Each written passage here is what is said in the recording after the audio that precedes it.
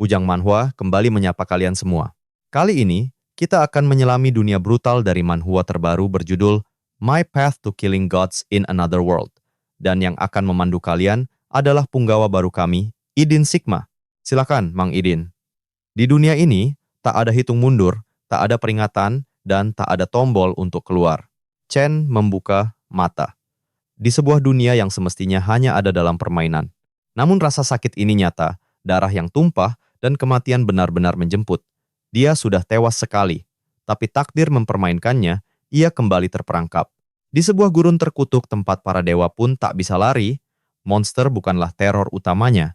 Ancaman sesungguhnya adalah fakta mengerikan bahwa dunia ini tidak melihat manusia sebagai pemain, melainkan sebagai santapan. Saat pedang terhunus, sistem menyala, dan roda takdir berputar, Chen sadar akan satu kebenaran yang kejam. Satu-satunya jalan keluar adalah menantang eksistensi yang tak seharusnya bisa dilawan. Senja mulai merayap, mewarnai jalanan kota dengan bias jingganya. Namun di balik jendela sebuah sekolah, seberkas cahaya masih bertahan. Di sanalah Chenji, sang protagonis kita, duduk terdiam di bangkunya. Jemarinya lincah memainkan pena, sementara earphone menyumbat telinganya dari dunia luar. Bagi orang lain, ia tampak seperti siswa teladan yang larut dalam pelajaran. Tapi, di balik tatapan tenangnya, Chenji meyakini tak ada masalah yang tak bisa ia taklukkan. Pandangannya yang tajam terkunci lurus ke depan, tertuju pada seorang gadis yang asyik dengan permen lollipopnya. Sementara itu, di depan kelas, sang guru menahan geram di wajahnya saat Xiaomi dengan santainya menyodorkan tugasnya pada Chen. Alasannya, malam ini ia harus menyelesaikan sebuah quest penting di dalam game. Tepat di momen itu juga, sang guru meledak. Suaranya menggelegar ke arah Xiaomi, menegaskan bahwa meja itu untuk belajar, bukan untuk diduduki. Teguran itu membuat wajah Chen seketika panas. Rasa malu dan tertekan menyergapnya. Tapi tanpa ragu, ia tetap menyambar buku dari tangan Xiaomi. Dengan satu kalimat singkat dan pasti, ia berjanji akan menyelesaikannya. Sepulang sekolah, hujan menyambutnya. Chen melangkah menembus tirai air, menggenggam payungnya erat-erat. Sial, kenapa harus hujan hari ini? Batinnya kesal. Ia pun melangkah masuk ke dalam rumah, sepatunya basah kuyup. Sambil menyapa sang ibu, Chen memberitahu ia sudah pulang, lalu membungkuk untuk membuka sepatunya. Tak lama, suara ibunya terdengar dari dapur, nadanya terdengar terkejut. Tak menyangka putranya pulang secepat ini, ibunya bergegas menghampiri, mengomentari derasnya hujan di luar. Ia menyuruh Chen untuk lekas beristirahat, sementara makan malam disiapkan. Tapi sebelum beranjak, Chen menatap ibunya sesaat dan melontarkan sebuah pertanyaan singkat. Apa ada paket untukku hari ini? Matanya lalu melirik ke samping dan menemukan sebuah kotak bertuliskan Kosmos. Tanpa pikir panjang, ia menyambar kotak itu, lalu berlari melewati ibunya, menaiki tangga menuju kamarnya. Sang ibu hanya bisa menatap punggungnya dengan heran. Anaknya itu lebih mementingkan game daripada mengeringkan diri setelah kehujanan. Mendengar derap langkah Chen di tangga, ibunya berteriak mengingatkannya untuk tidak lupa makan malam. Di luar, badai masih mengamuk. Hujan deras mengguyur kota, diselingi kilat yang merobek langit. Di dalam kamarnya, kotak itu telah terbuka. Chen berbaring santai, memandangi sebuah helm futuristik di tangannya. Kosmos, game virtual reality terpopuler saat ini, pikirnya. Sebuah dunia virtual yang bisa diakses hanya dengan helm ini. Seringai kecil muncul di wajahnya, ini adalah pengalaman pertamanya. Jauh berbeda dengan Xiaomi, yang pasti sudah menjadi veteran di dunia itu. Dengan tatapan penuh percaya diri, Chen menggenggam helm itu. Ia yakin bisa mengejar ketertinggalannya dalam sekejap. Tiba-tiba, ponselnya bergetar. Sebuah notifikasi pesan masuk. Di layar, tertera pesan dari Xiaomi yang menyuruhnya untuk segera login karena ia sudah menunggu. Tak mau membuang sedetik pun. Chen menghubungkan perangkat itu ke daya, lalu duduk tegak di ranjangnya dan mengenakan helm hitam tersebut. Sebuah senyum tipis terukir di bibirnya. Baginya, permainan ini mungkin adalah kencan pertamanya dengan Xiaomi. Dan saat matanya terpejam, kesadarannya ditarik masuk. Chen akhirnya terhubung ke dunia kosmos. Kakinya menapaki permukaan biru virtual sebelum mendarat sempurna di atas lantai holografik yang terasa begitu nyata. Melodi indah mengalun lembut, mengiringi logo kosmos yang megah terbentuk di tengah kehampaan. Cahaya yang begitu terang memaksa Chen melindungi matanya saat sebuah layar raksasa tiba-tiba muncul di hadapannya. Di sana terpampang ucapan terima kasih karena telah membeli game Kosmos.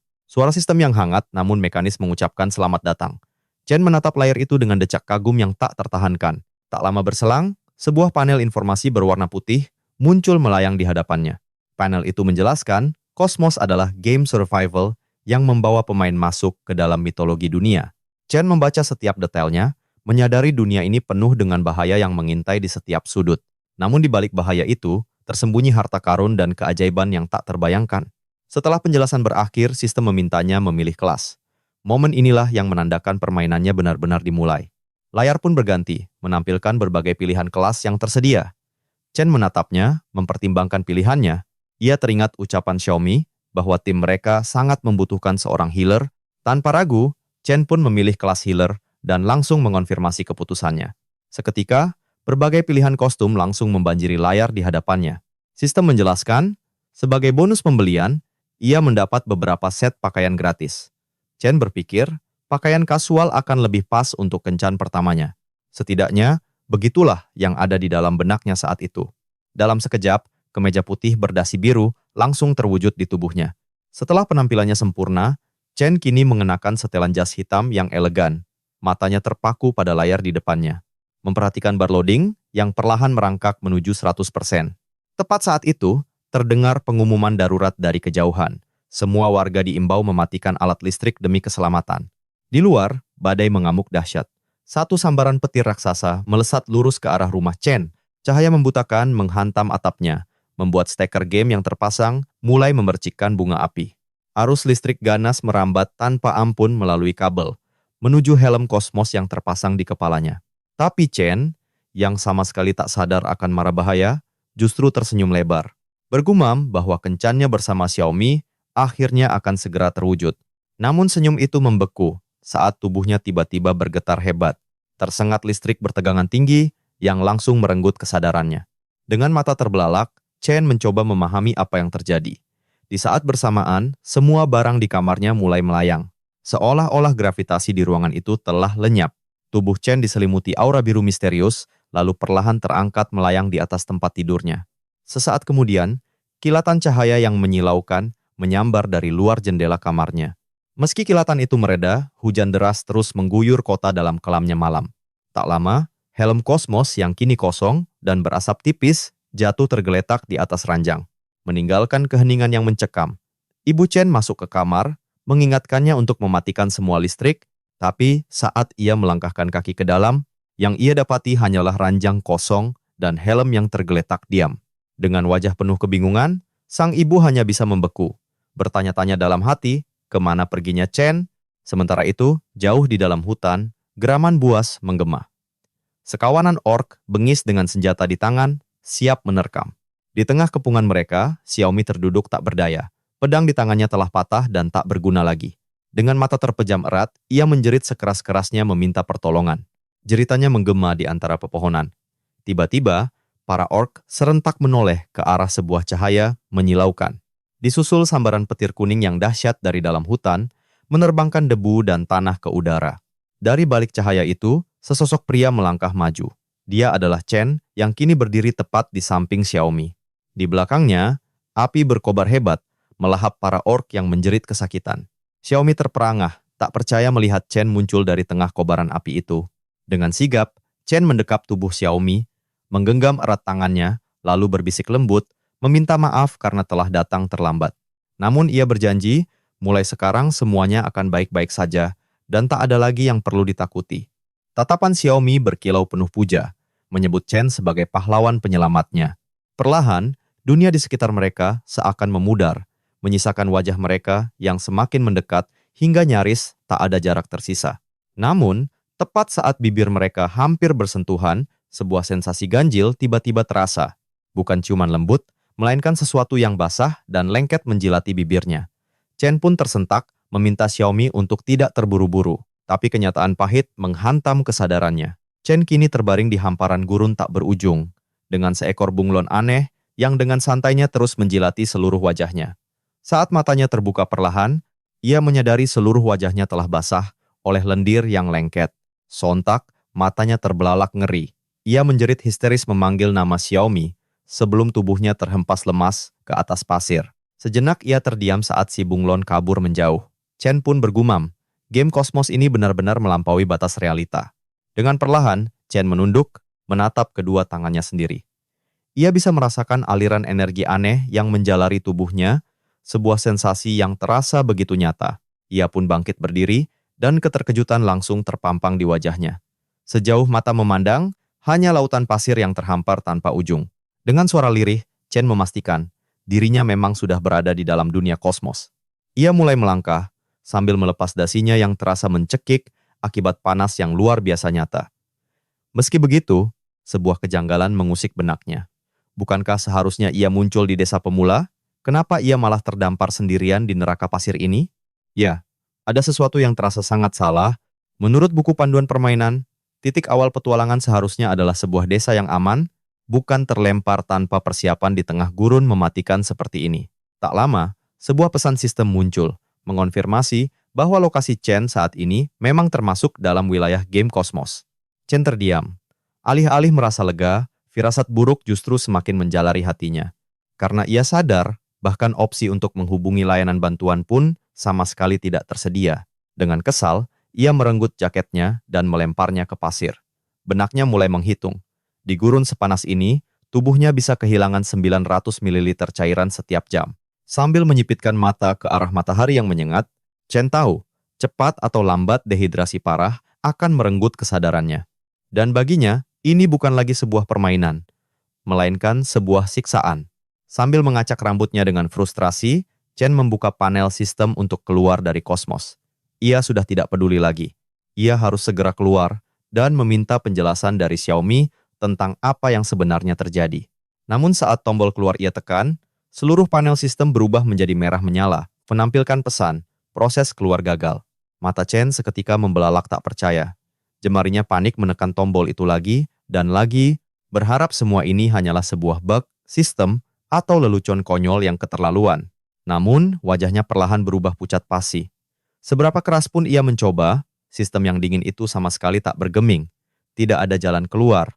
Dikuasai oleh kepanikan yang memuncak, ia membuka halaman informasi tambahan, menuntut penjelasan atas status keluar diblokir yang terpampang di layarnya. Pikiran mengerikan mulai terbentuk di benaknya, bahwa mungkin ia benar-benar telah terperangkap di dalam game ini. Tapi, belum sempat ia mencerna semua itu, layar sistem tiba-tiba berkedip, menampilkan sebuah notifikasi baru yang muncul di hadapannya. Napas Chen tercekat saat membaca detail dari notifikasi tersebut. Sebuah misi baru telah diterima. Bertahan hidup, dengan batas waktu yang tidak terbatas, dan hadiah yang masih dirahasiakan. Teriakan penuh amarah dan sumpah serapah Chen menggema di tengah gurun yang sunyi. Saking kerasnya, bahkan seekor semut gurun sejenak berhenti, menatapnya yang jatuh berlutut di hadapan panel sistem. Dengan suara parau ia berteriak, "Aku hanya ingin bermain bersama Xiaomi. Kenapa aku harus berakhir di tempat terkutuk ini?" Luapan amarah membuatnya menghantam pasir berkali-kali, melampiaskan seluruh rasa frustrasinya. Setelah tenaganya terkuras habis, Chen akhirnya hanya bisa terduduk lesu. Semua cara sudah ia coba, namun tak ada satupun yang berhasil. Dengan tatapan kosong, ia menunduk dalam keputusasaan yang mendalam. Pikiran mengerikan mulai merayap di benak Chen. Mungkinkah ia akan terkurung di sini selamanya? Waktu terus berjalan tanpa ampun, meninggalkannya sendirian di lautan pasir yang seakan tak bertepi. Setelah 8 jam terperangkap, dengan napas tersengal ia mengakui, keyakinan pada dirinya sendiri kini hancur berkeping-keping. Meski setiap langkah terasa seberat timah, Chen tetap memaksakan kakinya yang lunglai untuk terus maju. Dengan kepala tertunduk lesu, ia mulai menerima sebuah takdir kelam, bahwa ia mungkin tak akan pernah melihat dunia nyata lagi. Namun anehnya, di tengah keputusasaan yang pekat, dunia game ini terasa begitu nyata dan hidup. Ia terus melangkah, merasakan udara panas membakar setiap tarikan napasnya. Sengatan matahari dan dahaga yang menyiksa membuat perutnya mual, sementara kepalanya mulai terasa pening. Chen sadar betul, jika ia tak segera menemukan jalan, kematian di gurun ini bukanlah sekadar ilusi game. Mengumpulkan sisa-sisa tenaganya, ia memaksa diri mengangkat kepala dan menatap cakrawala yang menyilaukan. Instingnya berteriak, ia butuh air sekarang juga. Pandangannya lantas jatuh pada sebuah batu pipih di atas pasir. Saat tangannya menyentuh batu itu, sebuah memori dari sang kakek tiba-tiba terlintas di benaknya. Kakeknya pernah berkata bahwa batu serpi semacam ini adalah penanda pasti adanya sumber air di dekatnya. Seketika, secercah harapan berkilau di matanya saat ia melihat siluet bongkahan batu raksasa di kejauhan. Keyakinan membara di dalam hatinya batu ini adalah petunjuk. Air pasti ada di sana. Dengan semangat yang kembali menyala, ia menyeret langkahnya sekali lagi, mengejar satu-satunya harapan untuk bertahan hidup. Namun, sesaat setelah Chen beranjak pergi, sesosok makhluk muncul dari balik pasir, mengendus jejaknya yang masih segar. Seekor serigala gurun, taringnya yang tajam berkilat mengerikan, dengan tatapan buas terkunci pada mangsanya. Chen sama sekali tak menyadari, bayangan kematian kini tengah mengintainya dari belakang. Kini ia telah tiba di bebatuan besar itu, bersandar letih sambil berharap dugaannya selama ini benar. Dan tepat pada saat itu, suara tetesan air yang samar terdengar begitu jernih di telinganya. Di mulut sebuah gua kecil, matanya menangkap sebuah cekungan batu alami yang terisi penuh dengan air jernih. Tapi sebelum kelegaan sempat menyelimutinya, ekspresinya mendadak berubah pucat pasi, bibirnya yang pecah-pecah bergetar hebat. Dengan sisa tenaga terakhirnya, ia melangkah maju, namun kakinya tersandung dan tubuhnya ambruk, wajahnya langsung terbenam ke dalam genangan air itu. Suara tegukan yang rakus menggema di dalam kesunyian gua. Dengan mata terpejam erat, ia menangkupkan air kehidupan itu dengan kedua tangannya. Ia terus minum dan minum, merasakan sensasi kehidupan kembali, mengaliri setiap sel tubuhnya yang kering kerontang. Sementara itu, di luar gua, di atas sebuah bukit, sepasang mata predator menyala tajam, mengawasi pintu gua tempat Chen berada. Setelah dahaga yang menyiksanya, akhirnya benar-benar terpuaskan, Chen terbaring pasrah di lantai gua, tangan dan kakinya terentang. Perlahan, napasnya kembali teratur, ia menatap langit-langit gua, berpikir masalah air telah teratasi. Kini, misi berikutnya adalah keluar dari neraka pasir ini. Dengan tekad yang kembali membara, Chen bangkit dan duduk bersila, membuka jendela sistem di hadapannya. Sambil mengusap dagunya, ia berpikir keras. Karena ini adalah game, pasti ada semacam petunjuk atau misi tersembunyi. Ia pun membuka antarmuka peta, yang menampilkan lokasinya sebagai sebuah titik kuning berkilauan. Namun setelah diamati, peta itu kosong melompong, hanya menampilkan area yang sudah ia lewati tanpa petunjuk apapun. Seketika Chen mengerti, ujian yang dihadapinya kali ini tidak akan bisa diselesaikan dengan mudah. Untuk memastikan situasinya, ia membuka jendela status karakternya. Seperti dugaannya, ia masih berada di level 1. Semua atributnya, dari kelincahan hingga pertahanan, berada di titik terendah. Helaan napas panjang keluar dari mulutnya. Ia menyandarkan tubuhnya ke dinding gua dengan kedua tangan menopang badannya. Tatapannya lalu beralih ke tab perlengkapan, di mana tertera sebuah pedang besi. Ada juga sepasang sarung tangan kulit, ramuan merah, dan beberapa perban. Sistem pun bertanya apakah ia ingin menggunakan set perlengkapan itu. Tanpa ragu, Chen menekan tombol konfirmasi. Seketika, siluet sebuah pedang dan sarung tangan muncul dari udara tipis, sebelum akhirnya jatuh ke tanah di hadapannya. Chen menatapnya dengan heran. Mengapa seorang penyembuh sepertinya justru dibekali sebuah pedang? Meski bingung, ia tetap menggantungkan pedang itu di pinggangnya dan mengenakan sarung tangan kulit tersebut. Melirik pedang di tangannya, Chen tahu senjata ini adalah kunci untuk bertahan hidup di dunia yang kejam ini. Tanpa ragu, pedang itu terhunus dan ditebaskan ke udara kosong. Kedua kakinya menancap kokoh di tanah. Dengan putaran tubuh yang luwes, genggamannya pada gagang pedang mengerat seketika. Dalam kuda-kuda yang sempurna, bilah pedang ia arahkan ke samping, bersiap untuk melancarkan serangan. Dan dalam sekejap, sebuah tebasan dahsyat berhasil membelah batu besar menjadi dua. Sambil mengangkat pedangnya, Chen menatap pantulan dirinya di bilah yang berkilauan itu. Senjata ini rasanya jauh lebih hebat dari apapun yang pernah ia pegang di dunia nyata. Namun tiba-tiba, sebuah simbol muncul, menandakan durabilitas pedang telah terkikis 1%. Chen hanya bisa terpukau. Game ini bahkan punya detail sekecil itu, benar-benar terasa nyata. Tiba-tiba, suara keroncongan perutnya memecah kesunyian mencekam di dalam gua. Pedang pun kembali ke sarungnya. Chen berpikir ia belum menemukan petunjuk apapun sampai saat ini. Maka dari itu, hanya ada satu hal yang harus dilakukan, yaitu mencari makanan. Jika tidak, ia tak akan bisa bertahan lebih lama lagi. Tak lama, sebuah suara aneh menggema dari belakangnya. Chen segera berbalik mencari asal suara misterius itu. Di ujung gua, ia menemukan sebuah celah yang membawanya ke ruangan yang jauh lebih besar. Dengan insting waspada, ia mengamati sekeliling. Rasa hausnya sudah hilang. Kini saatnya menjelajahi gua ini lebih dalam. Akan tetapi, tiba-tiba sesuatu menggelinding dan berhenti tepat di bawah kakinya. Chen terperanjat, matanya langsung tertuju pada tumpukan tulang belulang yang berserakan di mana-mana. Ditambah lagi dengan tengkorak hewan bertanduk yang tampak begitu mengerikan. Ia membungkuk, mengambil tulang yang jatuh tadi, dan melihat bekas gigitan taring yang sangat jelas. Seketika, matanya terbelalak ngeri. Ia teringat pernah melihat bekas gigitan yang sama persis di sebuah buku monster. Seluruh tubuhnya menegang, wajahnya langsung pucat, pasti diselimuti teror yang luar biasa. Chen akhirnya sadar. Dirinya telah masuk ke dalam sarang predator buas. Tanpa pikir panjang, ia berbalik dan lari sekuat tenaga. Menyadari setiap detik di gua ini bisa menjadi akhir hidupnya. Namun sebelum ia berhasil keluar, suara langkah kaki berat menggema, disusul sebuah bayangan yang melesat ke arahnya. Mata Chen membelalak, mulutnya ternganga saat sepasang rahang raksasa penuh taring muncul tepat di depan wajahnya. Dengan refleks kilat, ia menjatuhkan dirinya, membiarkan makhluk itu melesat tipis di atas kepalanya. Chen berguling ke samping dan mendarat dengan posisi berlutut. Napasnya memburu, seluruh tubuhnya bersiaga penuh. Ia melompat mundur dan menatap monster di hadapannya. Sepasang mata merah menyala, balas menatapnya tanpa berkedip. Sistem memberitahunya, hewan itu adalah serigala gurun raksasa level 5. Monster yang mampu berlari dengan kecepatan 65 km per jam saat memburu mangsa. Kelemahan satu-satunya ada di perutnya yang tidak terlindungi. Tapi mengetahui informasi itu sama sekali tidak membuatnya merasa lebih baik. Chen menatap layar sistem sambil menahan perih di lengannya. Sebuah peringatan muncul, perbedaan level mereka terlalu jauh, peluangnya untuk menang hampir tidak ada. Pada saat itulah, Chen mengerti ketakutan yang ia rasakan bukanlah tanpa alasan. Serigala di hadapannya adalah mesin pembunuh yang sempurna. Makhluk itu terus mengincarnya dengan tatapan liar. Air liur menetes tanpa henti dari taring-taringnya yang tajam. Chen menganalisisnya dengan tajam dan menyimpulkan, lawannya kali ini jauh lebih cepat darinya. Itu artinya, pilihan untuk kabur sudah tidak mungkin.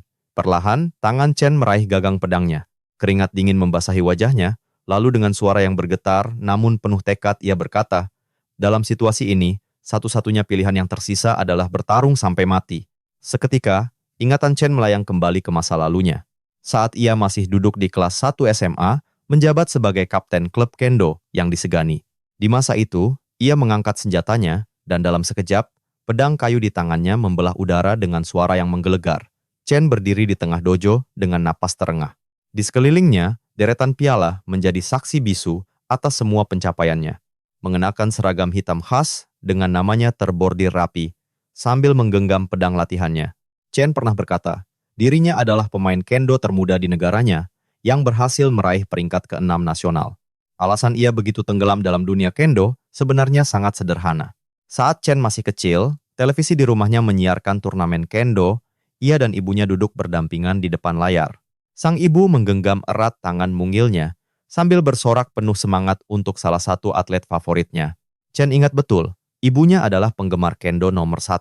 Ia bahkan begitu mengidolakan seorang pemain kendo legendaris dari luar negeri. Dengan senyum bangga yang merekah, sang ibu membubuhkan tanda tangannya di formulir pendaftaran klub kendo. Sebuah gerbang baru pun terbuka, menuntun Chen kecil ke jalan pedang yang akan menempa takdirnya.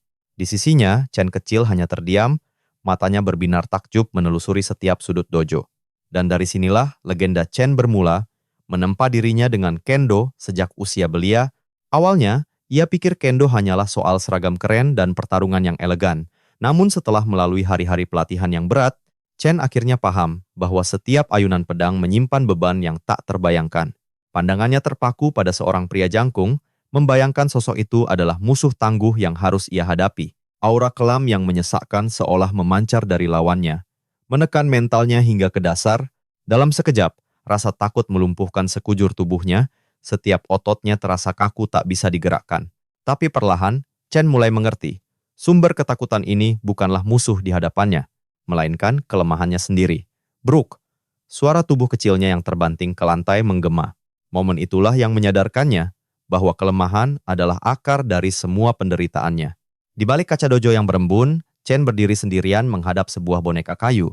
Hanya ada satu cara untuk menghapus kelemahan, gumamnya, terus berlatih, terus mendorong diri, dan hancurkan iblis kemalasan yang bersemayam di dalam diri. Kini, Chen yang telah dewasa melancarkan serangan dahsyat. Ia habiskan waktunya di dojo pengap, menyempurnakan satu gerakan hingga ribuan kali. Meski tak terhitung berapa kali tubuhnya terhempas dan penuh luka, Chen selalu memilih untuk bangkit kembali. Dan semua kerja keras itu akhirnya membawanya ke podium kemenangan. Gemuruh tepuk tangan membahana di seluruh aula saat dengan tangan kanan yang masih terbalut perban, Chen mengangkat piala emasnya. Semua pengorbanan ini akhirnya terbayar lunas, batinnya. Perjalanannya terus berlanjut hingga ia dinobatkan sebagai master termuda peringkat ke-6 di negerinya. Tapi itu adalah kisah masa lalu. Kini, ia hidup di dunia di mana hukum rimba berkuasa dan musuh yang akan datang selalu lebih mengerikan dari sebelumnya. Mengambil kuda-kuda dengan kaki kanannya sebagai tumpuan, Chen merendahkan tubuhnya tepat saat seekor serigala gurun melesat untuk menerkam. Pedang tergenggam erat di kedua tangan, sorot matanya menajam menatap sang monster. Waktunya telah tiba. Dengan teriakan yang menggetarkan udara, Chen mengerahkan seluruh kekuatannya dalam satu ayunan pedang. Jangan pernah meremehkanku. Tang! Namun tebasannya hanya memantul dari kulit keras si serigala, bahkan membuat bilahnya retak. Chen terdorong mundur, matanya membelalak tak percaya. Kenapa? Kenapa seranganku tidak mempan sama sekali? Tanpa jeda, serigala itu melompat, memutar tubuhnya, dan menghantam Chen dengan sabetan ekor yang brutal. Duar! Tubuh Chen terlempar bagai peluru, menabrak dinding batu hingga retak sebelum jatuh tersungkur. Napasnya tersengal, namun matanya berkilat penuh amarah menatap monster itu. Kenapa? Pedang ini sama sekali tak berguna melawannya? Benaknya berteriak.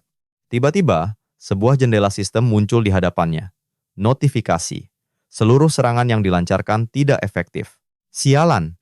Umpat Chen. Layar biru itu menampilkan informasi baru, serigala gurun, pertahanan alami kuat, titik lemah, perut. Saat itulah Chen sadar, menyerang bagian lain selain perutnya hanyalah tindakan yang membuang-buang tenaga. Auman keras kembali terdengar saat serigala itu sekali lagi menerjang maju. Cih! Chen mengelak ke samping dengan sigap, taring-taring tajam itu meleset hanya beberapa senti dari kepalanya. Aku sudah tahu kelemahanmu sekarang, batin Chen dengan tatapan dingin. Ia melompat mundur untuk menciptakan jarak, tubuhnya merendah, kakinya menjejak tanah dengan kokoh. Tapi monster itu terlalu cepat. Ia terus menyerang membabi buta, tak memberinya satu detik pun untuk bernapas. Tiba-tiba, punggungnya menabrak dinding batu. Ia terpojok. Pedangnya menjadi satu-satunya pertahanan. Perlahan, monster itu mendekat. Tatapan buasnya seolah berkata, riwayat Chen akan segera berakhir. Chen tahu, jika hanya terus bertahan seperti ini, kekalahan sudah pasti menantinya. Tak ada jalan keluar. Chen menggeretakkan giginya. Apakah aku akan mati di tempat ini? Dan seolah menjawabnya, layar sistem menyala merah. Peringatan kritis. HP menurun drastis. Perawatan darurat diperlukan. Kilat amarah menyambar wajah Chen. Ia akhirnya menemukan celah untuk menembus perut lawannya. Dan benar saja, sang serigala kembali menerjang dengan cakar terhunus. Tanpa gentar, Chen justru menyambut serangan itu. Pedang di tangan kirinya tergenggam erat. Satu kesempatan ini akan menentukan segalanya, akhir dari sang monster. Terdengar suara robekan daging yang mengerikan. Darah segar menyembur, membasahi tanah kering di bawah mereka. Taring-taring tajam tanpa ampun menembus bahu Chen. Meski darah menyembur dari lukanya, pedang Chen telah menemukan sasarannya, tepat di perut sang serigala. Makhluk raksasa itu pun ambruk seketika. Dengan tatapan sedingin es, Chen bergumam bahwa misinya telah tuntas. Sambil terengah-engah, ia menyingkirkan bangkai itu dan mendeklarasikan bahwa kemenangan ini mutlak miliknya. Darah merembes dari sudut bibirnya. Namun semua ini adalah pengorbanan yang sudah ia perhitungkan. Ia sengaja membiarkan dirinya digigit demi menciptakan satu detik kelengahan fatal bagi lawannya. Keberhasilan strategi ini memberinya kepuasan tiada tara. Seketika, notifikasi sistem pun muncul. Serigala gurun dikalahkan. Ia meraih 6.000 poin pengalaman, levelnya melesat ke tingkat 5, dan mendapat 25 poin skill. Cahaya keemasan yang menyilaukan memancar dari layar sistem. Chen pun melirik ke arah lengannya yang terkoyak, lalu menyadari sesuatu yang luar biasa. Semua lukanya telah sembuh total bersamaan dengan kenaikan levelnya.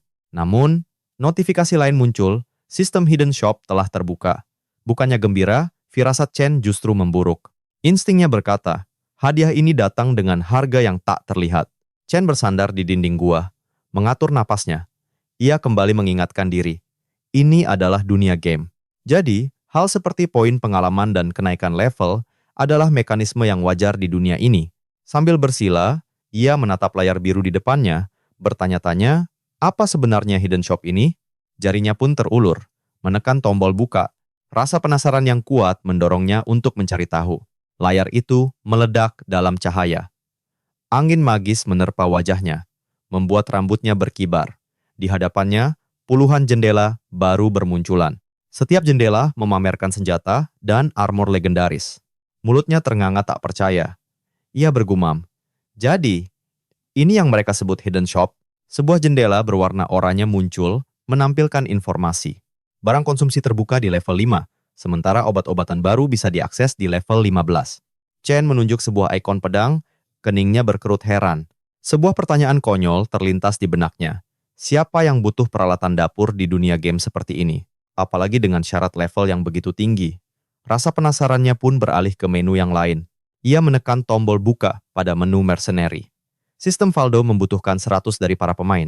Seketika, portal oranye berputar terbuka di hadapannya. Aliran data digital mengalir deras dari dalamnya. Dan dari sana, muncullah seorang wanita berambut hitam legam, mata Chen melebar. Ujung pedang wanita itu nyaris menyentuh wajahnya. Dengan satu gerakan, wanita itu mengambil kuda-kuda menyerang. Chen membeku. Pikirannya bergejolak, bertanya-tanya apakah dia hanya sebuah hologram, tapi sebelum ia sempat berpikir lebih jauh, puluhan portal serupa mulai terbuka di sekelilingnya, memenuhi gua dengan cahaya yang berdenyut-denyut. Dari satu portal, muncul seorang penyerang berbalut jas hitam elegan, dilapisi armor emas yang berkilauan, topi besar di kepalanya memancarkan aura arogan yang mematikan. Portal lain memunculkan sang tanker. Seluruh tubuhnya terbungkus armor perak yang masif. Di tangannya, tergenggam perisai raksasa berwajah monster yang mengerikan. Disusul oleh seorang penyihir berambut panjang, mengenakan setelan merah menyala yang mencolok. Lengannya terentang saat bola-bola energi magis berputar di telapak tangannya. Dan terakhir, seorang asasin berjubah putih bersih. Dengan tudung dan masker menutupi wajahnya, ia memancarkan aura pembunuh yang membekukan darah. Chen berdiri di pusat kerumunan, tatapannya berkeliling, memindai satu persatu para petarung yang terus bermunculan, menganalisa betapa beragamnya kekuatan yang ada, hingga pandangannya terkunci pada satu sosok yang mencolok. Chen mendekat, bergumam dalam hati kalau ini sudah pasti seorang support. Seorang gadis dengan rambut hijau min menatapnya dengan sorot mata yang ramah. Di punggungnya, sepasang sayap kupu-kupu biru terbentang dengan begitu anggun. Ia berbaring santai di atas ranjang merah yang mewah, menopang tubuhnya dengan satu siku dalam pose yang teramat menggoda. Chen terdiam 1000 bahasa, menatap pemandangan di hadapannya hingga ia terpaksa membuang muka. Pipinya langsung memanas saat gadis itu tersenyum dan menggodanya dengan nada suara yang manja. Chen jadi bertanya-tanya, orang gila mana yang menciptakan kelas semacam ini? Apa si pencipta benar-benar berniat menjebaknya sendirian di neraka ini? Namun sebelum ia menemukan jawabannya, sebuah layar sistem muncul di hadapannya. Notifikasi menyatakan bahwa level Chen saat ini hanya cukup untuk membuka item kebutuhan sehari-hari, disertai pertanyaan apakah ia ingin menukarnya. Chen menunduk, mengangkat sebelah alisnya. Ia lalu menyandarkan pedang besarnya di bahu, seolah berkata kalau dia sudah paham betul apa maksud dari sistem ini. Detik saat jarinya menekan tombol konfirmasi, sebuah pesan aktivasi pun muncul, menyatakan penukaran 5 level telah berhasil. Sebagai imbalannya, Chen mendapatkan 5 roti manis dan 3 botol Coca-Cola. Ia lalu duduk bersila di tanah, mulai melahap roti manis itu satu demi satu. 2 botol Coca-Cola ia letakkan di sampingnya. Sambil mengunyah, ia memerintahkan sistem untuk menampilkan status miliknya. Seketika, layar biru holografik pun terpampang. Statistik Chen kini telah kembali ke level 1 setelah membeli perbekalan, dengan status lainnya yang masih terbilang sangat kecil. Setelah memindai semua informasi itu, Chen menghela napas panjang. Sebenarnya, kondisinya tidak terlalu buruk, hanya saja ada satu kebingungan besar di hatinya, yaitu bagaimana cara untuk memperoleh skill baru. Untuk sekarang, Chen tahu ia hanya bisa bergantung pada peningkatan status dasar terlebih dahulu. Ia pun menenggak Coca-Cola miliknya, sembari memutar otaknya dengan keras. Chen sadar betul, sekali poin didistribusikan, keputusan itu akan bersifat permanen. Setiap pilihan akan membentuk takdirnya di dunia ini. Di jendela status, penjelasannya sangat gamblang. Vitality adalah penentu utama daya tahan hidup. Magic mempengaruhi kekuatan sihir, strength meningkatkan serangan fisik, sementara endurance memperkuat pertahanan tubuh. Dan yang terakhir, agility berperan besar dalam kecepatan dan kelincahan. Chen menelaah setiap detailnya dengan cermat. Tiba-tiba, bayangan wajah buas serigala gurun melintas kembali di benaknya. Chen bergumam, meskipun selisih level mereka hanya 5, kekuatan dan kecepatan monster itu jauh melampaui dirinya. Jika ia bertemu monster lain, sudah jelas ia butuh kecepatan lebih tinggi dan daya hancur yang lebih besar agar bisa bertahan hidup dan meraih kemenangan. Setelah menimbang segalanya, Chen akhirnya membulatkan tekadnya. 10 poin ia curahkan untuk strength, 10 poin lagi untuk agility, dan sisa 5 poin terakhir ia tanamkan pada vitality. Detik saat ia menekan konfirmasi, perubahan dahsyat pun terjadi. Chen menatap jendela statusnya yang baru dengan sorot mata yang semakin tajam. Ia berpikir, tambahan 5 poin vitality akan membuatnya jauh lebih sulit untuk ditumbangkan. 10 poin, strength akan memperkuat daya tebasnya, dan sisa poin di agility akan memberinya kelincahan untuk menghadapi ancaman berikutnya. Sesaat kemudian, aura merah menyala-nyala menyelimuti seluruh tubuh Chen. Ia merasakan gelombang kekuatan baru mengalir deras di setiap sel tubuhnya, membuat setiap gerakannya kini terasa lebih ringan, lebih cepat, dan jauh lebih fleksibel. Otot-ototnya seakan terbangun dari tidur yang panjang. Chen harus mengakui, sensasi ini terasa begitu luar biasa. Perasaan ini nyaris membuatnya lupa akan rasa sakit dan kelelahan yang sebelumnya ia rasakan. Tiba-tiba, sebuah suara asing memecah keheningan. Refleks, Chen langsung waspada dan menoleh tajam ke arah pintu masuk gua. Sekawanan serigala gurun tampak berdiri di sana dengan tatapan buas. Chen tahu, mereka telah kembali. Tanpa ragu, ia langsung menggenggam erat gagang pedangnya. Satu pikiran melintas di benaknya, ini adalah kesempatan sempurna untuk menguji kekuatannya yang baru. Dengan suara yang lantang, Chen berteriak, "Kali ini, bahkan sarang kalian pun tak akan kubiarkan tersisa." Para serigala membalas dengan lolongan yang menggetarkan gua. Mata mereka berkilat ganas saat mereka serempak menerjang ke arah Chen. Namun Chen bergerak jauh lebih cepat. Pedangnya melesat bagai kilat, menyusup tepat di antara rahang atas dan bawah salah satu serigala. Dalam sekejap, kepala bagian atas monster itu terlempar ke udara. Darah segar menyembur membasahi dagunya. Pada saat yang bersamaan, pilar cahaya keemasan menyelimuti tubuh Chen, menandakan levelnya kembali meningkat. Sebuah seringai tipis terukir di wajah Chen saat ia akhirnya menyadari satu hal yang krusial. Dengan daya serang ini, vitalitas para serigala itu takkan sanggup bertahan. Namun bahkan sebelum senyumnya merekah, seekor serigala lain telah menerjang dari belakang. Tanpa perlu menoleh, Chen refleks mengayunkan pedangnya. Dalam satu tebasan murni, kepala monster itu terpenggal dan terguling di tanah. Mata Chen terbelalak, dipenuhi keterkejutan sekaligus kekaguman. Dia akhirnya sadar, peningkatan status tak hanya memperkuat fisiknya, tapi juga menyuntikkan aura mematikan di setiap ayunan pedangnya. Dengan keyakinan yang membara, Chen melompat ke udara, menebas dua serigala sekaligus dalam satu gerakan. Bagaikan bayangan maut, tubuhnya melesat lincah di dalam gua, menari di antara kilatan pedang dan cipratan darah.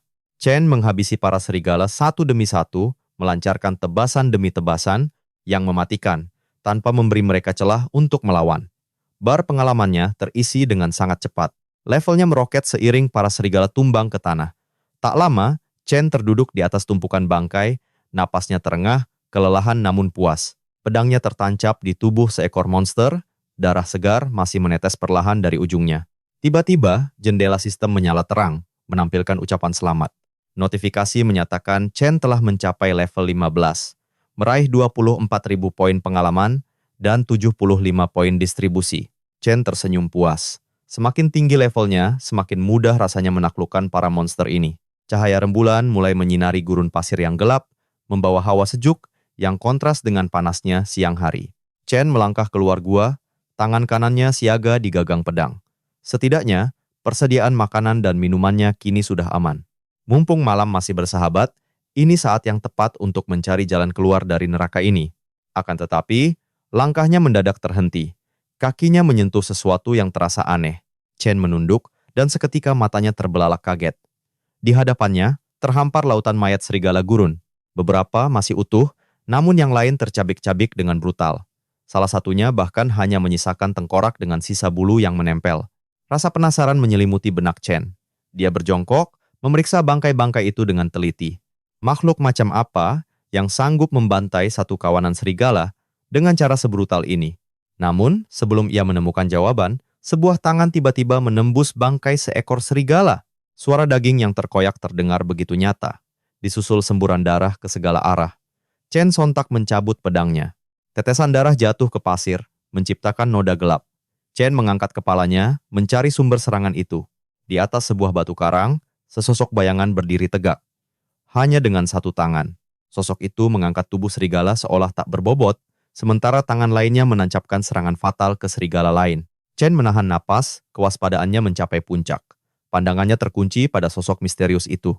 Wajahnya tersembunyi di balik topeng hitam legam, memancarkan aura dingin tanpa ekspresi. Tapi, yang membuat dada Chen terasa sesak adalah kenyataan bahwa sosok itu entah bagaimana sedang menatap jendela status miliknya. Di tengah gurun yang beku oleh dinginnya malam, Chen mengedarkan pandangan dengan penuh waspada. Instingnya berteriak, barusan dia tidak salah lihat. Ada seseorang di dekatnya. Dan, saat matanya menyapu lautan bangkai serigala di pasir, keyakinannya semakin menguat. Pembantaian ini mustahil terjadi begitu saja. Chen berpikir, mungkinkah sosok itu pemain lain yang terjebak di game ini, sama seperti dirinya? Dengan hati-hati, Chen menusukkan pedang ke salah satu bangkai serigala. Tatapannya menelusuri setiap luka di tubuh monster itu dengan cermat. Perlahan, sebuah kesadaran yang mengerikan merayap di benaknya. Seluruh bangkai ini benar-benar kering kerontang. Tak ada setetes pun darah yang tersisa, seolah seluruh cairan kehidupannya telah dihisap sampai habis. Tepat saat ia sadar, sesosok entitas hitam melesat di belakangnya, meluncur di atas pasir tanpa suara. Hampir bersamaan, jendela sistem muncul di sisinya. Chen menunduk, keningnya berkerut dalam. Mungkinkah ada pemain yang mampu melakukan kekejian seperti ini? Tapi, detik berikutnya Chen sadar. Dugaannya salah besar. Ini bukanlah perbuatan seorang pemain. Tiba-tiba, jendela sistem berubah menjadi merah padam, memancarkan peringatan bahaya tingkat tinggi. Sebelum Chen sempat bereaksi, sebuah tentakel hitam melesat dari kegelapan, menerjang lurus ke arahnya. Namun, refleks Chen secepat kilat. Ia menoleh tajam, matanya terbelalak, dan langsung mengayunkan pedangnya dengan sekuat tenaga. Tebasan pedangnya meninggalkan jejak cahaya di udara, dan setetes darah merah segar pun mengalir dari ujung bilahnya. Potongan tentakel itu terlempar, menggeliat ganas di atas pasir, sambil memuntahkan cairan merah yang menjijikkan. Pada saat yang sama, jendela sistem menyala. Peringatan merah terpampang, daya tahan senjatanya kini tersisa 25%. Chen hanya bisa menggeram tertahan, otaknya bekerja keras. Hanya dari satu tebasan tadi, dia tahu. Entitas yang membantai kawanan serigala itu bukanlah makhluk biasa. Tak lama, suara seretan berat memecah keheningan, menggesek butiran pasir gurun. Chen menoleh perlahan, dan napasnya seketika tercekat di tenggorokan. Di hadapannya, berdiri sesosok humanoid berwarna hitam legam. Tubuhnya menjulang tinggi, wajahnya hampa tanpa mata, hanya bagian rahangnya yang tampak lebih pucat. Dari kepalanya, 3 pasang antena panjang bergoyang mengerikan, memancarkan aura dingin yang menekan jiwa. Akhirnya, Chen mengerti. Inilah monster level tinggi yang bertanggung jawab atas pembantaian brutal para serigala gurun. Monster itu mengangkat lengannya yang tersisa. Anehnya, ia seolah tak peduli dengan tentakelnya yang baru saja putus. Chen pun mempererat cengkramannya pada gagang pedang. Tangannya bergetar hebat, namun sorot matanya tetap terkunci pada musuh. Jauh di dalam lubuk hatinya, satu kebenaran pahit terungkap. Lawan di hadapannya ini berada di level yang sama sekali berbeda dari para serigala gurun yang baru ia hadapi. Seandainya vitalitasnya tidak meningkat drastis setelah naik level, luka menganga di perutnya sudah pasti akan merenggut nyawanya. Dengan satu tangan, Chen menyentuh pinggangnya. Robekan di bajunya memperlihatkan luka mengerikan hingga tulang rusuknya terlihat. Rasa perih yang menyengat langsung menjalar. Tapi, ia masih sanggup berdiri. Di saat yang sama, sang monster melirik lengannya yang terputus, lalu dalam sekejap, tentakel baru tumbuh kembali. Pemandangan mustahil itu membuat Chen sadar akan satu hal. Humanoid ini memiliki kemampuan regenerasi super cepat. Sistem pun akhirnya menampilkan identitasnya, Adventurer Dominator, dengan level yang bahkan tidak bisa dideteksi. Chen menelan ludah dengan susah payah. Keduanya saling mengunci pandangan, dipisahkan oleh hamparan gurun yang senyap. Layar sistem kembali muncul, memberikan detail yang membuat darahnya membeku. Adventurer Dominator, pemilik kecepatan yang sempurna. Predator yang berada di puncak rantai makanan, bertahan hidup dengan cara menghisap darah makhluk lain. Chen hanya bisa menggertakkan giginya membaca setiap kata yang tertera. Dia tahu betul, jika monster ini sudah memasuki mode berburu, maka kata melarikan diri adalah sebuah kemustahilan bagi manusia. Sang humanoid menatapnya tanpa ekspresi, seolah sedang menilai kualitas mangsanya. Chen menarik napas dalam-dalam. Dia membulatkan tekadnya, mengingatkan diri sendiri bahwa sejak awal memasuki dunia ini, ia sudah siap menghadapi monster apapun, tak peduli seberapa mengerikan wujud mereka. Tiba-tiba, humanoid itu melambaikan tangannya. Seketika, udara di sekeliling Chen bergetar dan memancarkan cahaya biru yang pucat. Tubuh Chen terasa seolah dipaku ke tanah. Dia tak bisa bergerak, seperti boneka tak berdaya di hadapan makhluk raksasa. Untuk pertama kalinya dalam hidupnya, teror murni yang melumpuhkan jiwa menyergapnya tanpa ampun. Pandangannya menjadi kosong, napasnya tersengal panik. Kini dia sadar, posisinya telah berbalik. Dialah yang sekarang menjadi buruan. Dalam sekejap mata, humanoid itu lenyap dari pandangannya. Chen refleks mundur saat monster itu tahu-tahu sudah berada tepat di hadapannya. Rahangnya terbuka lebar, memperlihatkan jurang kegelapan yang siap menelannya hidup-hidup. Chen segera melompat mundur. Cakar hitam nan panjang nyaris mengoyak tubuhnya, hanya terpaut beberapa senti. Hembusan angin tajam dari serangan itu terasa begitu nyata, menguras setiap tetes energi yang tersisa di tubuhnya. Chen melompat lebih tinggi. Kedua tangannya mencengkeram pedang dengan sekuat tenaga. Sorot matanya menyala-nyala, menyingkirkan semua rasa takut dan keraguan. Alisnya menukik tajam, dan dengan satu tekad terakhir, dia mengayunkan pedangnya. Kilatan cahaya bilah pedang membelah udara, menghantam kepala lalu menebas punggung sang humanoid. Chen mendarat dengan kasar di atas pasir. Lututnya tertekuk menahan momentum. Kedua tangannya menekan gagang pedang hingga tubuhnya berhenti terseret. Di tengah keheningan malam gurun, hanya suara napasnya yang memburu yang terdengar. Pertarungan yang sesungguhnya baru saja dimulai, tapi monster itu tidak ada di bawahnya. Chen terbelalak kaget dan menoleh cepat, hanya untuk disambut oleh sebuah tinju raksasa yang melesat lurus ke arah wajahnya. Dalam sepersekian detik, dampaknya terasa brutal. Tubuh Chen terlempar jauh ke belakang. Dia menghantam pasir dengan keras dan berguling beberapa kali, namun tangannya masih mencengkeram pedang dengan putus asa. Dengan susah payah, Chen menancapkan pedangnya ke tanah untuk menghentikan putaran tubuhnya, lalu memaksa dirinya untuk bangkit. Napasnya terengah-engah, wajahnya penuh luka dan lebam. Saat itulah ia benar-benar paham arti dari kecepatan yang nyaris sempurna. Jauh di depannya, sosok humanoid itu berdiri diam, menatapnya tanpa emosi sedikit pun. Secepat kilat, makhluk itu kembali melesat, menghantam perut Chen dengan pukulan yang meremukkan tulang. Dahsyat! Chen langsung terbungkuk, wajahnya berkerut menahan sakit saat darah menyembur dari mulutnya. Monster itu menarik tangannya dengan santai, seolah tak tertarik lagi. Chen pun ambruk berlutut, pedangnya terlepas dari genggaman. Sambil mencengkram dada, ia sadar. Satu pukulan tadi nyaris merenggut nyawanya. Sang humanoid mendongak perlahan. Lalu tanpa peringatan, menundukkan kepalanya lagi. Sebuah tendangan brutal melayang. Wajah Chen terbenam ke pasir, tubuhnya tergeletak tak berdaya di bawah rembulan gurun yang dingin. Dengan sisa tenaga terakhir, Chen berusaha bangkit bertumpu pada sikunya. Tangannya bergetar hebat, rahangnya mengeras menahan sakit yang menyebar ke seluruh tubuh. Makhluk itu kemudian berjongkok di hadapannya, memungut pedang Chen yang tergeletak. Lalu mengucapkan kata-kata asing yang tak ia mengerti. Anehnya, makhluk itu justru menyodorkan pedang itu kembali padanya. Chen menatapnya dengan tatapan tak percaya. Kenapa monster ini malah mengembalikan senjatanya? Namun, kebingungannya sirna saat humanoid itu membuka telapak tangannya dan mengarahkannya ke lehernya sendiri, memperagakan gerakan menebas. Chen tertegun. Pikirannya berpacu liar.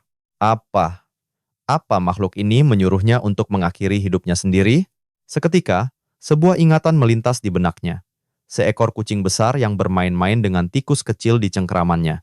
Ya, Chen pernah melihatnya. Kucing itu tidak langsung membunuh mangsanya, tapi menikmati keputusasaan korbannya lebih dulu. Chen menggeram tertahan. Pantulan wajahnya yang putus asa terlihat di kepala hitam mengkilap lawannya, yang seolah memancarkan aura kepuasan atas penderitaan yang ia saksikan. Akhirnya Chen sadar, lawannya ini tidak berniat membunuhnya dengan cepat. Monster ini hanya ingin bermain-main, persis seperti kucing yang menyiksa mangsanya. Tiba-tiba, sang humanoid mencengkeram kerah bajunya. Dengan satu helaan napas pasrah, tubuh Chen terangkat tinggi, tergantung tak berdaya di udara. Keduanya bertatapan dari jarak dekat. Terdengar suara aneh, sebelum makhluk itu berbicara dengan jelas, memanggilnya manusia. Mata Chen terbelalak kaget. Makhluk ini bisa bicara? Sang humanoid menariknya lebih dekat, memperlihatkan deretan gigi tajamnya yang mengerikan, lalu dengan suara rendah yang menusuk, ia berbisik bahwa manusia adalah makhluk lemah, tak lebih dari belatung yang merayap di tanah. Namun di detik berikutnya, dengan sisa refleks dan tekad terakhirnya, Chen mengayunkan pedangnya secepat kilat. Sabetan itu memutus lengan sang humanoid, Chen tak menyia-nyiakan kesempatan dan langsung melompat mundur. Ia mendarat dengan kokoh di atas pasir. Napasnya terengah, tapi api di matanya belum padam. Ia bersiap menghadapi permainan kejam ini sampai akhir. Tatapannya berkilat penuh amarah. Chen berteriak memaki, menyebut monster itu tak lebih dari serangga menjijikkan.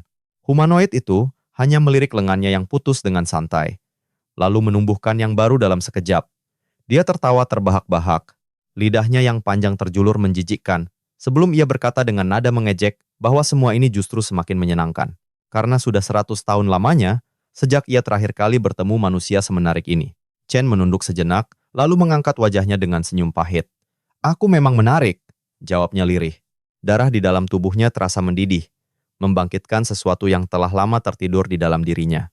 Bayangan wajah Xiaomi dan ibunya yang tersenyum melintas di benaknya, mengingatkannya betapa jauh keluarga dan sahabatnya sekarang.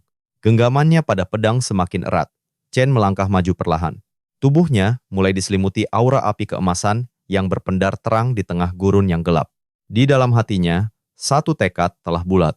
Dia tidak akan mati di tempat ini. Dengan suara yang menggema di keheningan gurun, Chen berteriak, "Tunggu aku pulang!" Seketika, pilar cahaya dahsyat menembus langit malam. Sang humanoid refleks menutupi wajahnya, lalu menatap Chen yang kini seluruh tubuhnya bersinar terang. Bebatuan di sekelilingnya mulai melayang ke udara. Gelombang energi meledak ke segala arah. Rambut Chen terangkat oleh arus kekuatan, sementara kilat di sekitarnya berubah menjadi biru menyala. Dan pada saat itu juga, sebuah layar sistem muncul. Notifikasi terpampang jelas, skill spesial, berkah Dewa Latonaya, telah diaktifkan. Saat Chen mengangkat wajahnya, kedua matanya bersinar dengan cahaya biru yang menyilaukan. Sebuah notifikasi sistem muncul, seluruh atributnya meroket 100 poin. Berpijak kokoh di atas hamparan pasir, Chen mengangkat pedangnya tinggi. Energi dahsyat bergemuruh liar di dalam dirinya. Sang humanoid menyeringai, mengatakan kalau dia kini jauh lebih menarik. Tapi dalam sekejap, Chen telah lenyap dari pandangan. Dengan kecepatan kilat yang tak masuk akal, Chen muncul tepat di depan wajah monster itu. Rahangnya mengeras, menahan amarah yang membara. Lalu, pedangnya menebaskan cahaya kematian. Serangan itu mengoyak tubuh sang humanoid. Darah segar muncrat ke udara, menandai dimulainya serangan balik yang brutal. Senyum kemenangan tipis terukir di wajah Chen. Akhirnya, lawannya terpojok juga. Tanpa memberinya jeda bernapas, Chen membombardirnya dengan serangan tanpa henti. Setiap ayunan pedang adalah luapan amarah, tebasan mematikan menghujani sang eksekutor dengan kekuatan penuh. Namun tepat di puncak serangannya, sebuah suara retakan terdengar. Bilah pedangnya hancur berkeping-keping, di saat yang sama, layar sistem menyala merah. Peringatan darurat menyatakan durabilitas senjatanya mencapai 0% dan telah hancur. Tanpa ragu, Chen melempar gagang pedang yang tersisa dan menerjang maju. Tinjunya terkepal penuh tenaga. Ia menghantam wajah sang humanoid dengan pukulan telak. Hantaman itu begitu kuat hingga monster itu terlempar jauh ke belakang. Tubuhnya terseret di atas pasir, sebelum akhirnya menabrak batu karang raksasa dengan dentuman yang memekakkan telinga. Dengan suara dingin penuh penekanan, Chen berkata, monster itu harus menarik kembali kata-katanya tentang manusia. Melangkah perlahan menembus kepulan debu, Chen menatap tajam ke lokasi monster itu terhempas. Tapi, langkahnya mendadak terhenti. Matanya membelalak kaget karena sosok humanoid itu telah lenyap. Tiba-tiba, sebuah tentakel putih melesat tepat di depan wajahnya. Chen terlempar ke belakang. Tubuhnya menghantam batu dengan keras, menandakan serangan telak telah mengenainya. Di hadapannya, wujud humanoid itu telah berubah total. 4 tentakel putih mengerikan kini menjulur dari punggungnya. Kulitnya memucat pasi, dan matanya kini menyipit menjadi celah dingin yang menusuk jiwa. Dengan suara mengejek, monster itu menyebut Chen bodoh, mengulang kembali hinaannya bahwa manusia tak lebih dari seekor belatung. Wajahnya bersimbah darah, Chen memejamkan sebelah matanya menahan sakit. Kepalanya tertunduk dalam keputusasaan. Monster ini benar-benar mustahil untuk dikalahkan. Perlahan, monster itu melayang ke udara. Tentakelnya bergerak, dan di telapak tangannya tercipta bola energi biru yang menyilaukan. Dari dalam cahaya itu, muncul sebuah siluet raksasa. Sosok kerangka berjubah hitam kompang-camping, sayap tulangnya terbentang lebar, sabit raksasa tergenggam erat, dan mata merahnya menyala penuh kebencian. Dengan gerakan tangan perlahan, sosok itu seolah mengucapkan selamat tinggal pada Chen. Lalu sabitnya terayun, melepaskan gelombang energi hitam pekat yang merobek angkasa, Mata Chen melebar ngeri, napasnya tercekat. Kekuatan serangan ini berada di level yang benar-benar berbeda. Di pupil matanya yang biru, terpantul bayangan kehancuran mutlak yang mendekat. Detik berikutnya, ledakan dahsyat mengguncang daratan, menghantam segalanya hingga pasir terlempar ke langit. Tubuh Chen yang ringkih tak berdaya tersapu gelombang kejut, darah menyembur membasahi pasir menjadi merah. Kesadarannya mulai meredup, pikirannya terasa kabur dan hampa. Inikah akhirnya, kelopak matanya terasa begitu berat, perlahan-lahan mulai tertutup. Sebuah keyakinan pahit merayap di benaknya. Kematian telah menjemputnya. Tangannya yang bersarung hitam tergeletak lemas di atas genangan darahnya sendiri. Di tengah sunyi yang mencekam, suara sistem yang dingin bergema, menyatakan bahwa darah Chen telah mencapai titik nol, dan notifikasi terakhir pun muncul, sebuah kalimat singkat yang menghancurkan segalanya. Pemain telah mati. Seketika, mata Chen terbuka lebar, napasnya terengah-engah, kesadarannya kembali dengan paksa.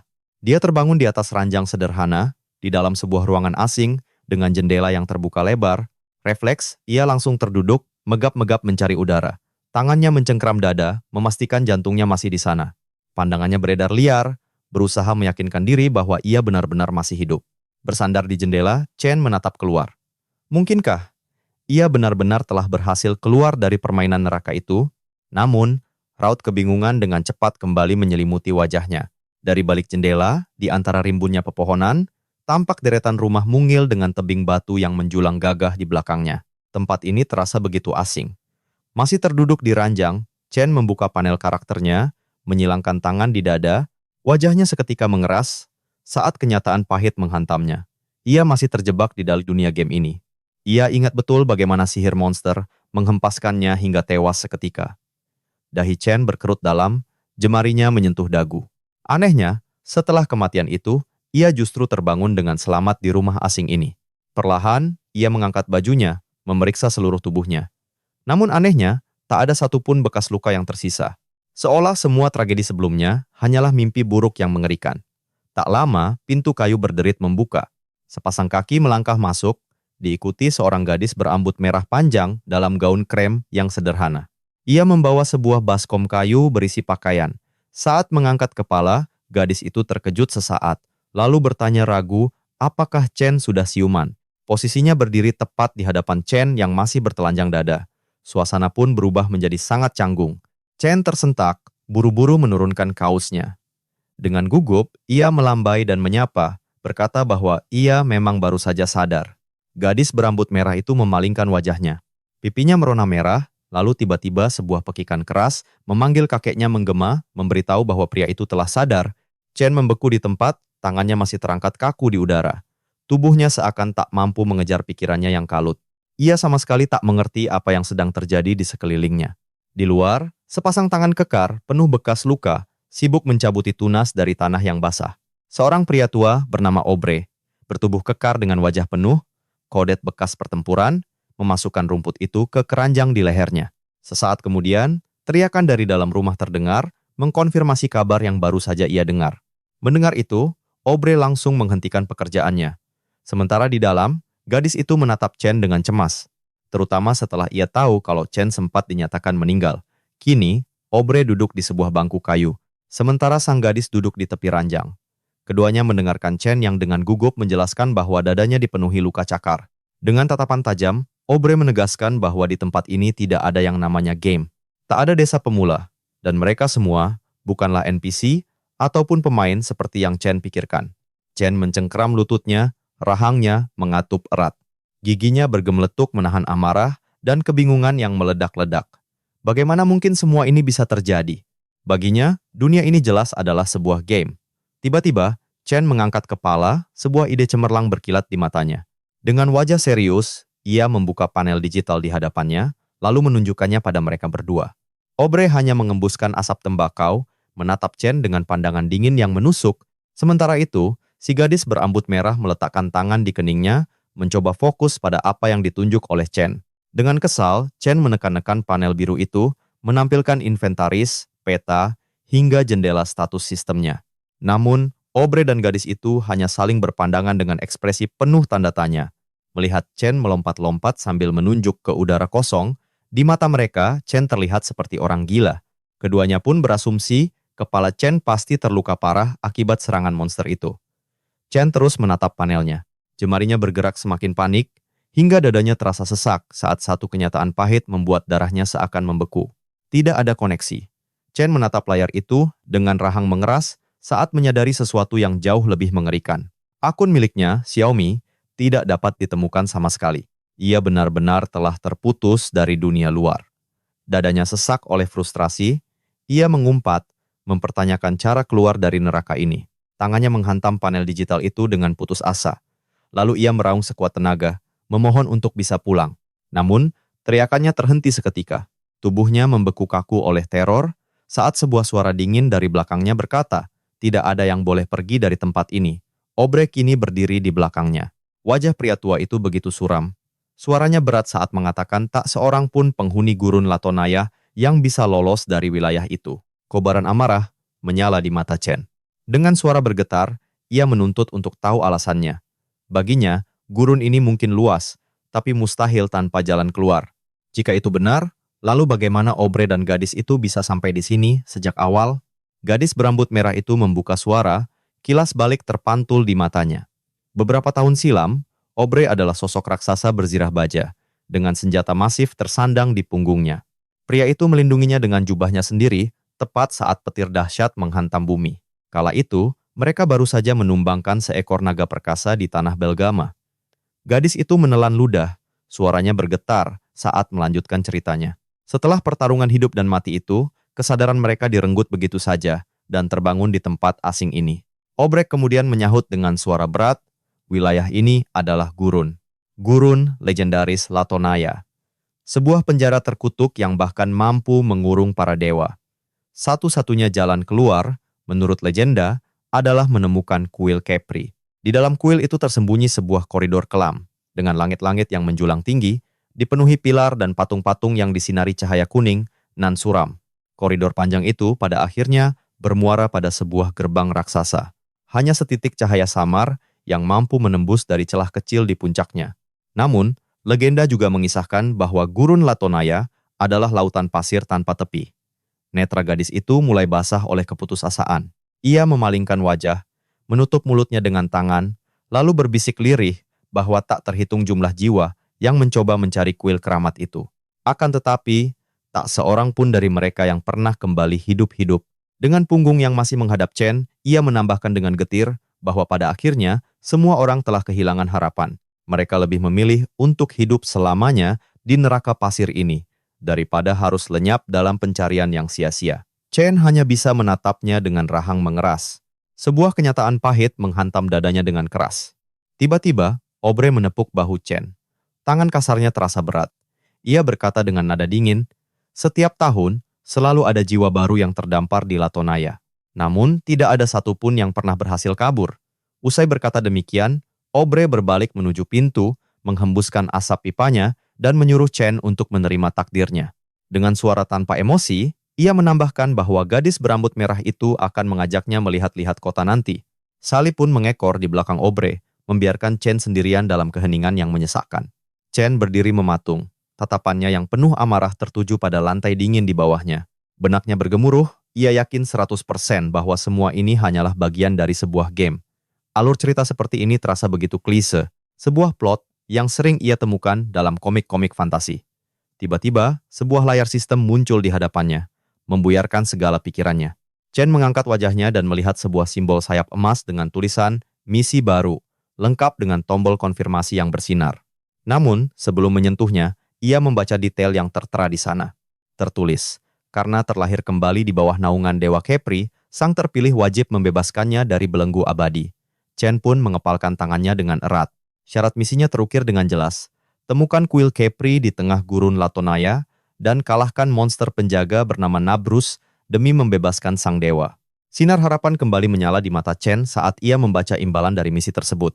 Sebuah kunci kebebasan untuk keluar dari gurun terkutuk Latonaya.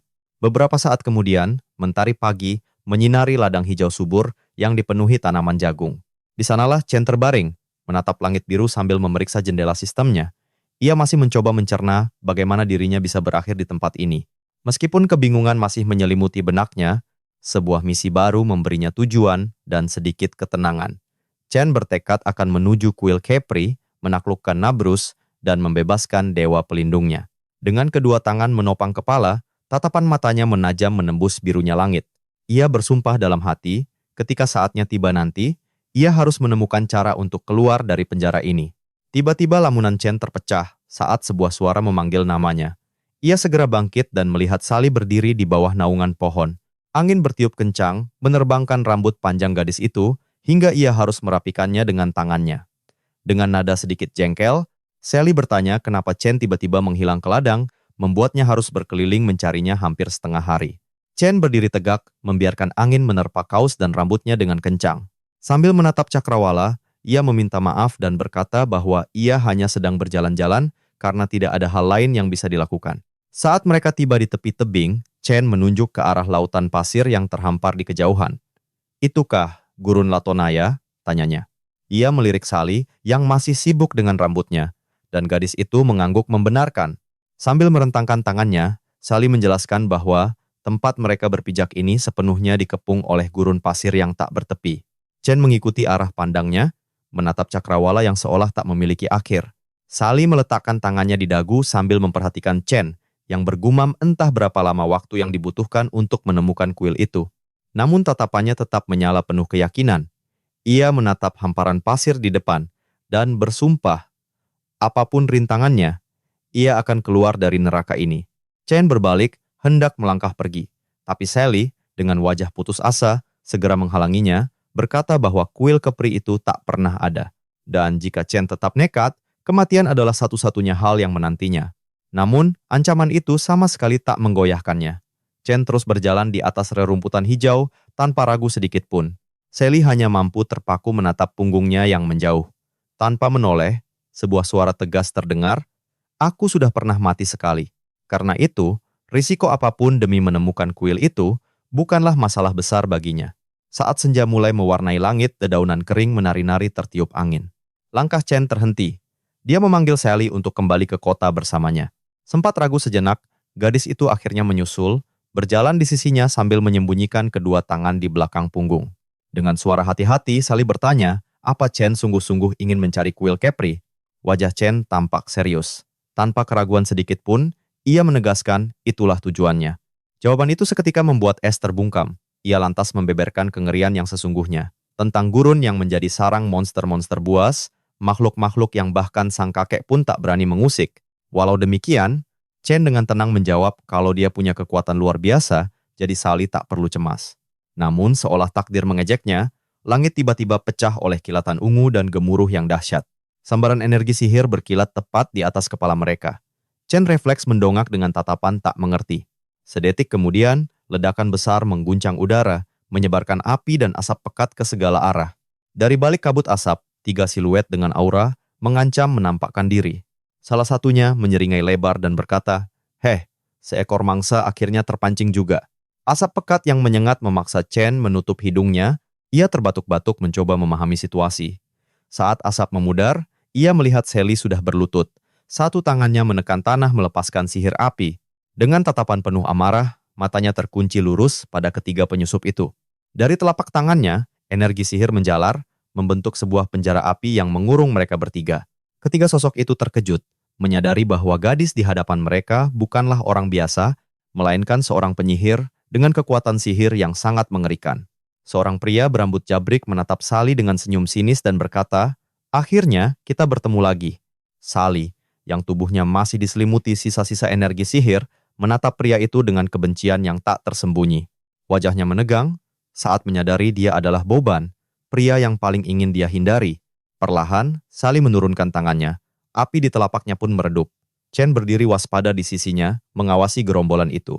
Dengan suara pelan, dia bertanya pada Sally apa yang sebenarnya terjadi dan kenapa mereka tiba-tiba menyerang. Sally menatap Boban dan komplotannya dengan pandangan menghina, lalu menjelaskan bahwa bandit seperti mereka jauh lebih keji dari monster gurun manapun. Kini, mereka berdiri saling berhadapan. Sally menegaskan bahwa Boban dan kelompoknya bukanlah pemburu, melainkan perampok yang hidup dari menjarah dan menyakiti orang lain. Kata-kata itu seketika membuat wajah Boban menggelap. Amarahnya meledak, kilatan petir liar mulai menyelimuti tubuhnya, membentuk dua bilah pedang cahaya di kedua tangannya. Chen mengamati pemandangan itu dengan rasa penasaran yang besar, mencoba membaca kekuatan macam apa yang dimiliki pria itu. Di sisinya, Sally sudah bersiap tempur. Tubuhnya menegang, siap menghadapi ancaman. Boban kemudian melempar satu pedangnya ke belakang dengan gerakan santai yang penuh provokasi. Sambil mengarahkan pedang yang tersisa ke arah Chen dan Sally, ia mengancam, "Dulu kau bisa lari ke gurun, tapi kali ini kau takkan lolos." Menanggapi itu, Sally merentangkan kedua tangannya.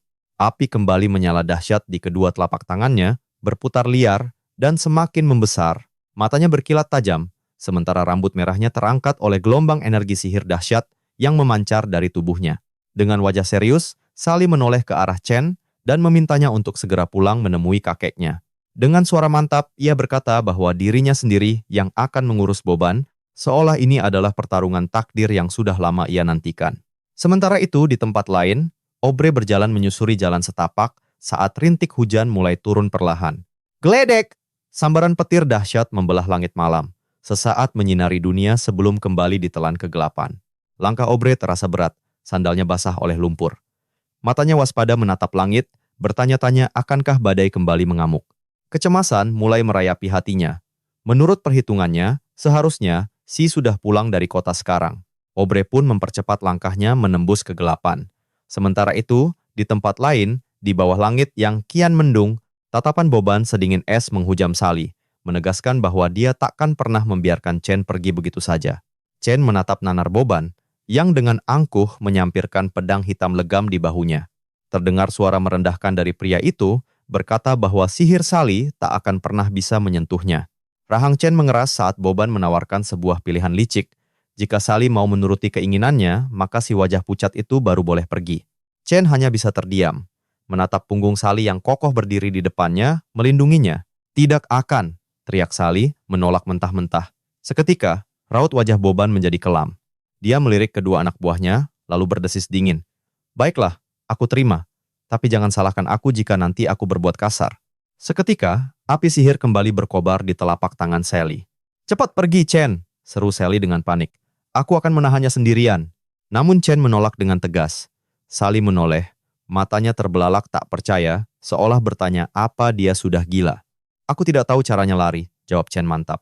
"Kita mungkin baru bertemu, tapi aku takkan meninggalkan temanku sendirian dalam bahaya."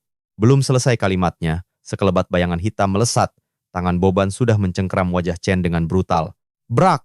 Tubuh Chen dihempaskan ke pohon di belakangnya. Sally hanya bisa menjerit ngeri memanggil nama temannya. Cengkraman Boban di wajah Chen semakin menguat. Sebuah senyum iblis terukir di wajahnya. Ia mengejek Chen, menyebutnya pecundang besar mulut yang bukan siapa-siapa. "Di kelompokku, desis Boban, bukan kata-kata yang berkuasa, melainkan kekuatan mutlak." Namun tiba-tiba, Chen mencengkram lengan Boban yang menahannya. Dengan tatapan membara, Chen perlahan menarik tangan itu menjauh dari wajahnya. "Kau," yang lemah, geramnya tertahan. Kini, tatapan mata keduanya saling mengunci. Chen menahan tangan Boban yang lebih besar, menegaskan bahwa serangan licik bukanlah cara seorang ksatria membuktikan kekuatan. Tanpa ragu, sebuah pukulan melesat ke arah Boban. Namun dengan cepat ia berhasil menangkisnya dan melompat mundur menjaga jarak. Debu mengepul saat Boban mendarat, memegangi pergelangan tangannya yang terasa sakit. Wajahnya mengeras karena terkejut. "Bocah ini," batinnya, "Dotan ternyata punya kekuatan untuk melukaiku?" Di seberang, Chen berdiri tegak. Sorot matanya masih dipenuhi amarah yang membara. Tangannya terkepal erat. Dia mengakui dalam hati Boban memang cepat. Bahkan setelah semua poin kelincahannya dinaikkan, dia masih nyaris tak bisa menghindar. Boban melihat Sally yang segera menghampiri Chen dengan cemas. "Aku tidak apa-apa," kata Chen singkat, tetapi Sally tetap berdiri di depannya, memasang badan dengan wajah marah. "Apa maumu sebenarnya, Boban?" tuntut Sally dengan suara tajam. Sambil meringis menahan sakit, Boban menatap Sally dengan kesal. "Bukankah sudah kubilang dari awal? Yang ku inginkan hanyalah dirimu." Sally, setelah cintanya ditolak mentah-mentah, Boban hanya bisa menatap nanar pada Chen dan Sally yang mulai berdebat. "Hentikan omong kosong ini," bentak Sally. Wajahnya memerah karena marah dan malu, ia sampai memalingkan muka dari Chen. Chen memotong dengan suara datar. "Jadi, semua keributan ini hanya karena engkau ingin dia menerimamu?" Dengan berat hati, Sally mengiyakan. Wajah Boban seketika semakin dipenuhi amarah, telunjuk Boban menuding lurus ke arah Chen. Pasti karena engkau, tuduhnya. Kalian punya hubungan, kan? Itulah alasan sebenarnya dia menolakku. Chen hanya diam dengan ekspresi dingin, sementara Sally tampak sangat terkejut dengan tuduhan itu. Gadis itu buru-buru menyangkal, menegaskan bahwa Chen hanyalah temannya. Tidak lebih, Boban justru menyeringai licik. Teman? Desisnya, penuh penekanan. Atau hanya alasan untuk menolakku? Sesaat kemudian, Boban menghunus pedang hitamnya. Aura gelap meledak dari tubuhnya, membuat udara di sekitar terasa berat dan menyesakkan. Wajahnya menggelap, dihiasi senyum kejam, lalu menantang Chen untuk bertarung. Sebuah pertaruhan diajukan oleh Boban. Jika Chen menang, maka dia tak akan pernah menyentuh Sally lagi. Tepat di saat itu, sebuah jendela sistem biru muncul di depan mata Chen, memberitahu bahwa sebuah misi sampingan baru saja aktif. Tertulis di sana, hadiah luar biasa menantinya jika berhasil, salah satunya adalah peta tanah Latonaya yang legendaris. Seketika Chen membeku, otaknya berputar cepat. Peta itu bisa jadi satu-satunya kunci untuk keluar dari dunia terkutuk ini. Bagi Chen, tawaran ini terlalu berharga untuk diabaikan. Tepat saat Sally menatapnya penuh tanya, Chen dengan lantang menjawab tantangan itu. Duel melawan Boban, diterima. Seringai Boban seketika mengembang. Dengan cepat pedangnya pun terangkat. Aura gelap kembali menyelimuti tubuhnya, menandakan pertarungan sesungguhnya akan segera dimulai. Sementara itu, kedua rekan Boban justru terlihat santai sambil menyantap semangka. Salah satu dari mereka nyeletuk. Tumben sekali, Boban terlihat seserius itu. Pria pirang di sebelahnya terkekeh. Aroma cemburu Boban sudah terlalu pekat di udara, jawabnya. Sally menoleh cemas pada Chen. Apa kau benar-benar yakin dengan ini? Tanyanya, khawatir. Ia mengingatkan bahwa kemenangan Chen hampir mustahil, sebab Boban adalah pendekar bayangan terkuat di seluruh kota. Tapi, tatapan Chen tak goyah sedikit pun, matanya justru berkilat penuh semangat. Ia hanya memastikan sekali lagi pada Sally. Memangnya, sekuat apa dia? Wajah Sally makin pucat pasi. Seorang pendekar bayangan bukan hanya punya kekuatan unik, tapi juga kecepatan yang tak masuk akal. Melihat Chen mulai melangkah maju, Sally berusaha menjelaskan bahayanya. Teknik bayangan itu membuat setiap serangannya begitu mematikan. Terlebih lagi, sihir yang melapisi pedang Boban mampu melepaskan daya hancur yang dahsyat. Rasa khawatir tak bisa lagi disembunyikan oleh Sally. Ia takut Chen akan tewas dalam duel ini. Namun, langkah Chen sama sekali tidak ragu. Di belakangnya, Sally hanya bisa terpaku, menatap punggung tegar yang kian menjauh itu. Di dalam kepalanya, Chen merenung. Dia sendiri sudah pernah mati satu kali. Jika harus mati lagi, apa bedanya? Tapi satu hal yang pasti, dia tak sudi berakhir di dunia asing ini. Dia harus kembali pulang. Setiap langkah yang ia ambil, justru semakin menguatkan tekad di dalam dadanya. Hasrat untuk kembali ke dunianya menjadi satu-satunya bahan bakar yang mendorongnya maju tanpa keraguan. Di seberang sana, Boban menyeringai licik, senyum penuh keyakinan akan kemenangan yang mutlak. Sebaliknya, Chen hanya mengeraskan rahangnya, tatapannya lurus dan setajam baja. Tak ada lagi rasa takut di hatinya, hanya ada tekad untuk bertahan hidup. Detik berikutnya, keduanya melesat. Chen dan Boban menerjang ke arah satu sama lain, jarak di antara mereka terkikis dalam sekejap. Di dalam hatinya, Chen berteriak dengan satu keyakinan kuat. Apapun yang terjadi, aku tidak akan mati di tempat ini.